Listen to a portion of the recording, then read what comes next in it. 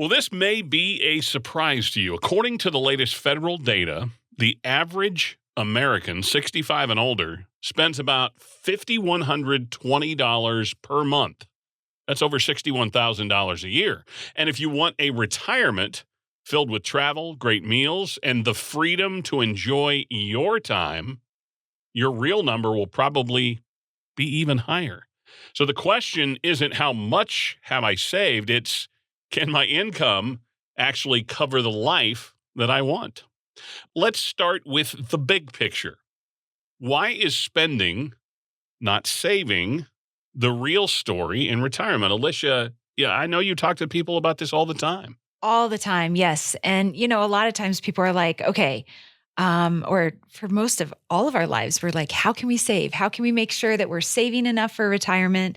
But then that day that retirement comes, it really flips upside down of, okay, now how do I take my life savings and make it last and be able to actually spend it and enjoy it?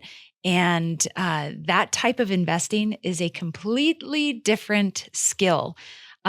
We know people that have that are very high net worth and still struggle with the concern of, hey, can I spend? Am I okay spending this? What does this look like long term? How is this going to affect my taxes? How is this going to affect the spend down of, am I going to be okay when I'm 85? So there is a lot of planning that goes into it, actual financial planning, but then there's a lot of planning that goes into psychologically changing how we think and how we spend, because this is what you've saved for. But if you don't have that plan, I would understand why you might be nervous saying, ooh, can I actually spend this? And that's what we do here is create those plans and work through all of that with you, because it is kind of training your brain, but also training your portfolio to cooperate so that you have the income and the lifestyle that you want to live. I really love this discussion when you think of $5,100 a month, $61,000 a year. I think in this day and age, that's probably low. I think it's probably more in the $7,000 a month. When you're spending $96,000 a year, right? Close to $100,000. So right now, Josh, housing the biggest expense, and not a shock. Nearly $1,900 a month. That's 36% of that $5,100. Transportation, about $800 a month, and food, $660 a month. Obviously, it depends on kids. I feel like that's low. I think it is too. This is so funny. My mom, there were 4 boys and my one sister. So my sister never had a chance, but there's 5 of us. And my mom would go to the grocery store and walk out with 6 gallons of milk a week. Wow. And some guy said, the carryout kids one time said, ma'am, do you have a lot of cats? She said, nope, just a lot of growing boys. Just a lot of boys. So Josh, let's talk the spending plan. What's your reaction to the numbers that we threw out there? First of all, that'd be wild to give cats that much milk. Exactly. Wow. Or children that much milk. That's a lot of milk. Oh, yeah, when it was football season, my brother and I would pound a gallon a night. Oh my gosh. Oh yeah. We were killing it. Wow. So, none of those numbers are really that dramatic. I would tend to agree that I think people are spending more than, say, 61 grand annually. Mm-hmm. I say that with a lot of confidence because we look at a lot of people's budgets and you look at a number of different things. You think about housing in Colorado too, right? If you're carrying a mortgage, $1,850 a month is on the lower side. So either you bought it a long time ago, you got a great interest rate, or it's relatively modest in terms of just pricing compared to just kind of where the market is at in a relative fashion. Well, wouldn't you say this to me, when I look at these numbers, it's so bare bone. Oh, yeah. Because then you think about maybe $600 or $662 for groceries if you're not ever eating out, right? Or right, yeah. You think about even maintenance on your home and going anywhere. So this is the most bare bone type of expense budget that I could see, because this is you have no life. here's $6,000 or $5,000, right?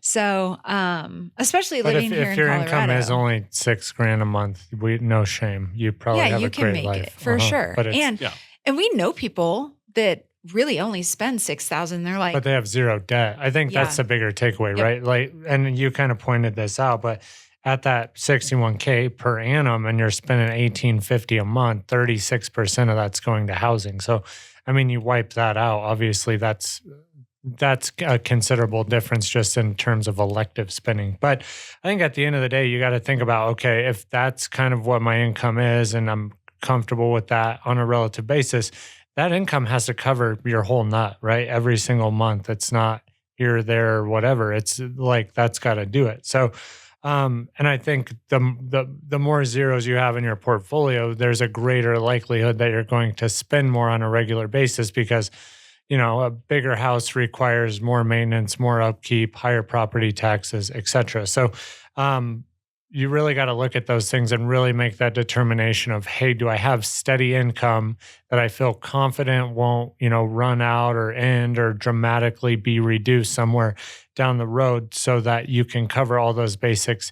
And then you build out the rest of the plan from there. So, I mean, it's doable, but you got to look at it in this tangible fashion and then recognize that every year, everything's going to go up in cost as well. So accommodating kind of that inflation factor. But I mean, this is why we really dig into the budget so much and have people fill out a budget. And sometimes people are like, the look on their face of dread, like, oh, you're going to make us do that? And we're like, yes, it's not because we want to. We're the spending it's not police. Shaming. Yes, we are not the spending police. If anything, we want people to realize, hey, you probably are spending more than what you think, and that's okay. But let's create that plan so that you can enjoy that and then not feel that squeeze through retirement. And even on the flip side, if sometimes people come in and they're like, they'll really inflate their budget. And then we're like, okay, well, if you're not actually spending that, you don't want to take money out of an investment that's making you good interest to then put into your bank account making nothing. So there is definitely a balance there, and that's what we really try to hone in on. And I would say there's a lot of times that more than what you would realize, that we're telling people spend more money, spend more money. And that is something that they're like, never did I think that we would be in that situation, but they didn't know before. So, which is a fun thing to say. Right? Yeah. It's trust. Oh, because again, our mentality all along has been save, save, save, save, save. That's what we've been told too. That's our relationship with money. I just told my daughter this the other day. We as a family have to stop having an adversarial relationship with money. And in retirement, you really have to stop having an adversary. You have to change your mentality, right? So real quick, if you have $500,000, $1 million or more, and now's the time really to speak with Alicia, Josh, and the team about what your income really costs today, but then decades from now. They have a complimentary strategy session they would love to build with you about your real expenses so you never have to guess. No cost, no obligation. Call 970-446-1234, 970-446-1234. This is Retire Colorado with Alicia and Josh Lewis. I'm Bruce Steinbrock. Let's talk healthcare. Alicia, this is one, again, when you have kids and everybody's active and maybe you're not going to, but in retirement, I mean, I saw it through my folks. My dad passed at 72. He had some health challenges really the last 7 or 8 years of his life. My mom had some health challenges. She lived to 87. But again, health challenges probably from 70 to 87.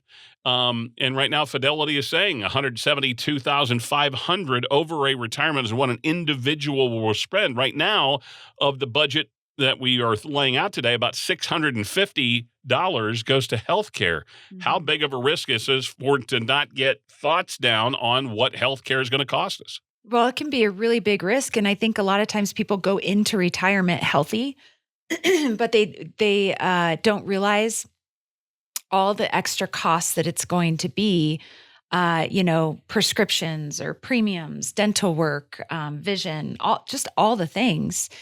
And with age usually comes more expenses. And, but when you're going into retirement, you're like, I'm healthy. We hear this all the time. We are in excellent health. Just put a 0 down for healthcare. Yeah. Right. And so that's where we say, okay, well, you are in excellent health right now. But let's talk about, some of your lifestyles. Let's talk about your family history a little bit and just kind of get a background. And we always are planning for that because you don't want to be surprised with some of those costs. And so really, it shouldn't be a surprise. And that's what we always just remind people. You're fine now, but don't wake up one morning and be like, oh my gosh, I can't believe I'm having some health issues. Yeah, you're retired. You're in your later years. You're going to experience some things that are probably going to cost money. And here's the other thing. If you're not experiencing any health issues, that's where we say you should be spending some money on keeping healthy and continuing to be healthy so that you're not waiting for those, health costs. Let's do the healthy health costs. Just stay healthy. So either way, we are planning for that. We want to be really, really intentional also with just how we're positioning people for preparation in their portfolio and preparation mentally that you're not 20 anymore. Hate to say it. I mean, we all feel like we're still 25, right? All of us. Not when I wake up in the morning. Yeah, Exactly. sometimes not. But I mean, I talk about this with my dad all the time. He in his mind, he is still 25. His 20-year-old self is still right here. Yes. The Chuckster. Absolutely. Yeah, the Chuckster. But he's got, he's had several surgeries this year, just fixing things that maybe, don't work as well. His shoulder, his ankle, like things that just he needed fixed. It's very expensive. It's, it's costs that and there's all these little things like, oh yeah, Medicare will pay for that, but it won't pay for that and that and that. Yeah. So again, that's why it's good. I'm glad he wasn't surprised in any of those. But that's because he's been doing it for years. So we're reminders, right? We're planners. Absolutely. Folks, get a strategy session with Alicia and Josh and the team at Lehman Lewis. They want to map out your real monthly costs, build that diverse income stream, plan for rising healthcare and long-term care costs, and turn your savings into a reliable retirement paycheck. How do you do that? Reach out today. No cost, no obligation. 970-446-1234. 970-446-1234. We've got more Retire Colorado right after this.